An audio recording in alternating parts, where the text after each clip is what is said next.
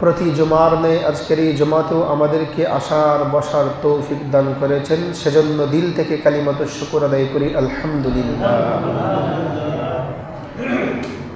আল্লাহ পাক রব্বুল আলামিন পবিত্র কোরআনুল কারীমের মধ্যে বলেন, কুলু ওয়াশরাবু, তোমরা খাও এবং পান করো, ওয়ালা তুসরিফু, কিন্তু অপচয় করিও না।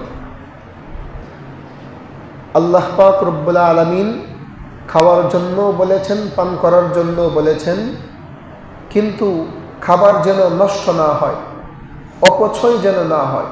ওয়ালা তুসরিফু, তোমরা অপচয় করিও না।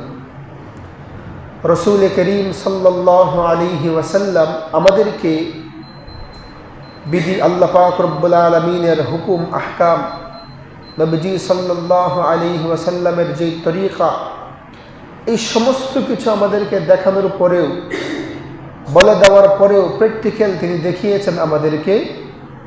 এবং এমনকি পিতামাতা সন্তানকে যেরকমভাবে কীভাবে ঘুমাতে হবে, গোসল করতে হবে, খানা খেতে হবে, বাথরুম কিভাবে করতে হবে, পিতামাতার নেই নবীজি সাল্লাল্লাহু আলাইহি ওয়াসাল্লাম সমস্ত কিছু আমাদেরকে শিক্ষা দিয়ে গেছেন। আল্লাহর নবীজি সাল্লাল্লাহু আলাইহি ওয়াসাল্লাম বলেছেন খানা কিভাবে আমাদেরকে খেতে হবে, কতটুকু খাবার আমরা খাবো, আমাদেরকে খানা কিভাবে খেতে হবে, এই সমস্ত বর্ণনা নবীজি সাল্লাল্লাহু আলাইহি ওয়াসাল্লামের অসংখ্য অগণিত হাদিস শরীফের মধ্যে বর্ণিত আছে। আল্লাহর নবীজি সাল্লাল্লাহু আলাইহি ওয়াসাল্লাম বলেন,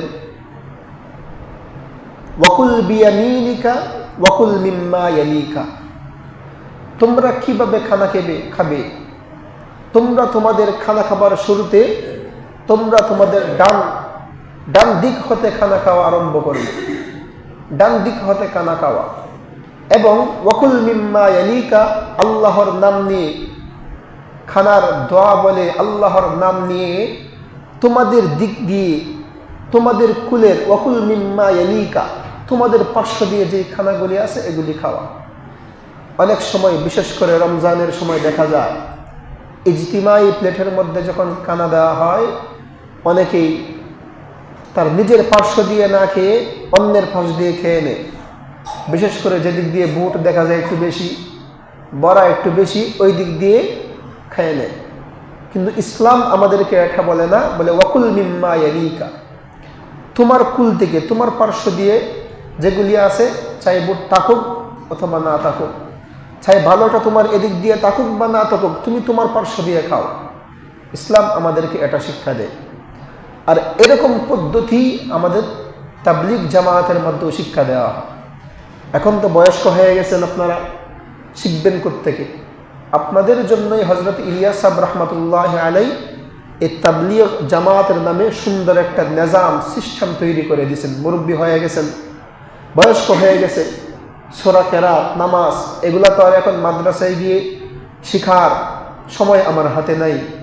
এজন্য 24 ঘন্টার জন্য বের হওয়া, 3 দিনের জন্য বের হওয়া, 10 দিনের জন্য বের হওয়া, 40 দিনের জন্য, এক চিল্লার জন্য ঘর থেকে বের হওয়া দিন শিক্ষা করবার জন্যে, এবং এই দিন শিখে মানুষদেরকে পৌঁছে দেওয়ার জন্য। নবীজি সাল্লাল্লাহু আলাইহি ওয়াসাল্লাম বলেছেন, বাল্লিগু আন্নি ওয়ালাউ আয়া, তোমরা আমার পক্ষ হতে একটা বাণী হইলেও মানুষদের কাছে, উম্মতের কাছে পৌঁছায় দাও।